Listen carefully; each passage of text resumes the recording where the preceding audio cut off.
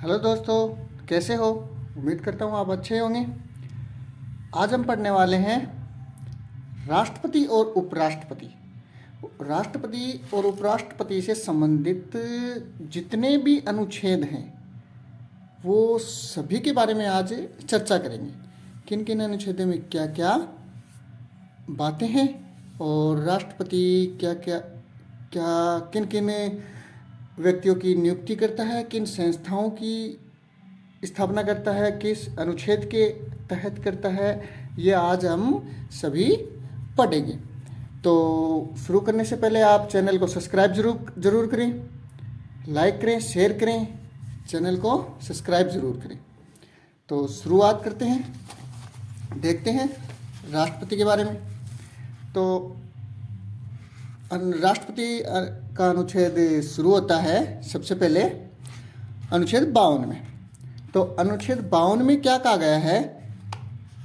क्या है कि राष्ट्रपति का पद सृजित, मतलब कि भारत में एक राष्ट्रपति होगा। ये अनुच्छेद 52 में कहा गया है।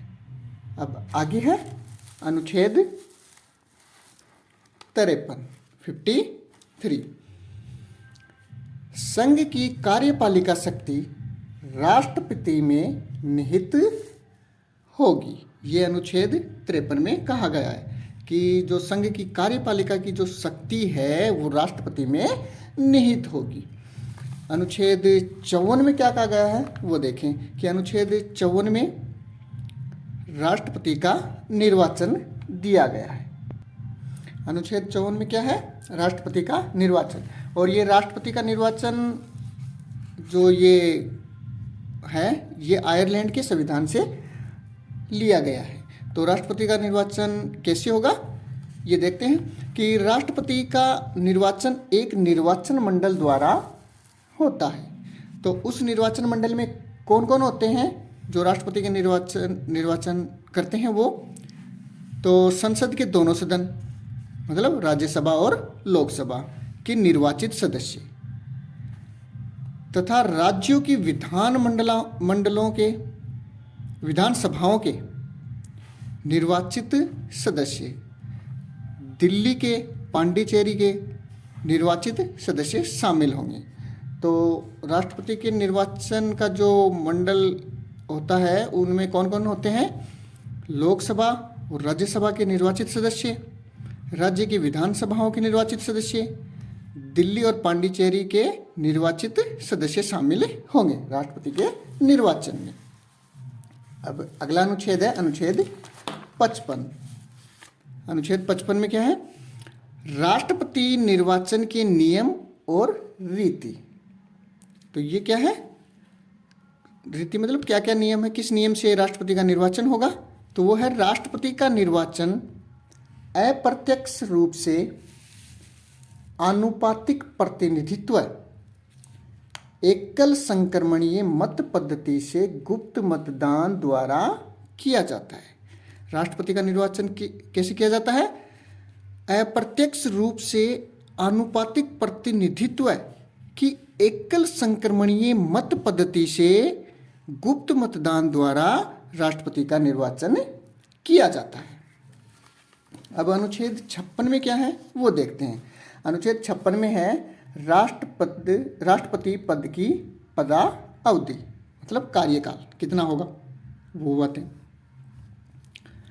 अनुच्छेद 57 में पुनर्निर्वाचन के लिए शर्तें या योग्यता। राष्ट्रपति के पुनर्निर्वाचन के लिए क्या शर्तें होंगी, क्या योग्यताएं होंगी, वो अनुच्छेद 57 में दी गई हैं। अब अनुच्छेद 58 में, अनुच्छेद 58 में क्या है? राष्ट्रपति के पद के लिए योग्यता।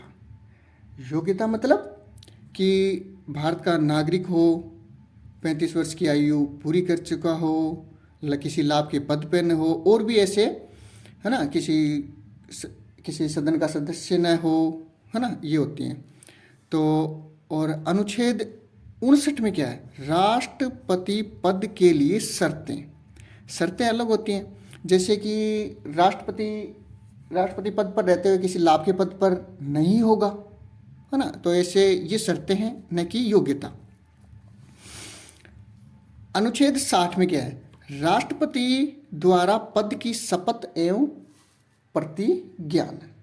राष्ट्रपति द्वारा पद की शपथ एवं प्रतिज्ञान।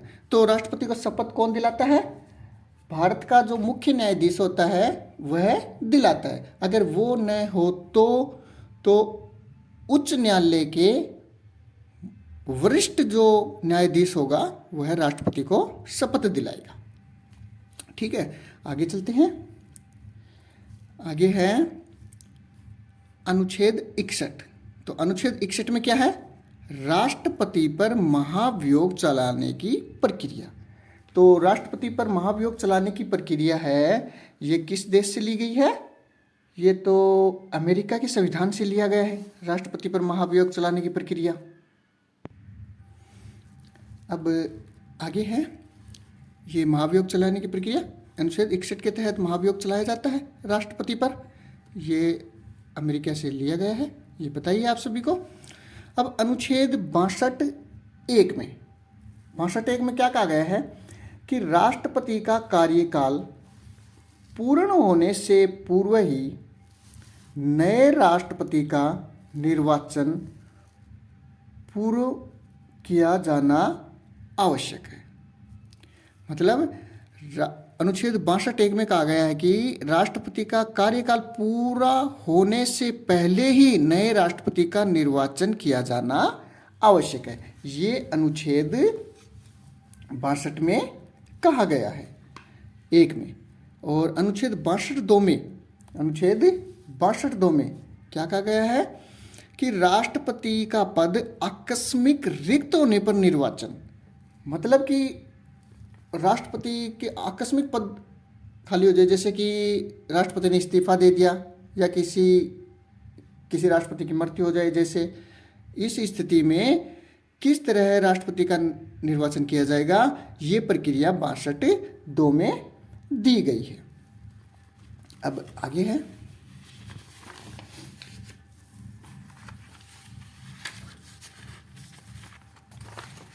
आगे देखते हैं राष्ट्रपति।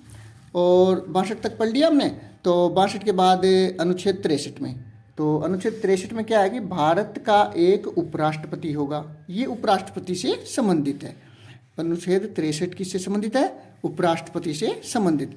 जो ये अनुच्छेद 63 कहता है कि भारत का एक उपराष्ट्रपति होगा। अब अनुच्छेद 64 में क्या है कि उपराष्ट्रपति का राज्यसभा का पदेन सभापति होना।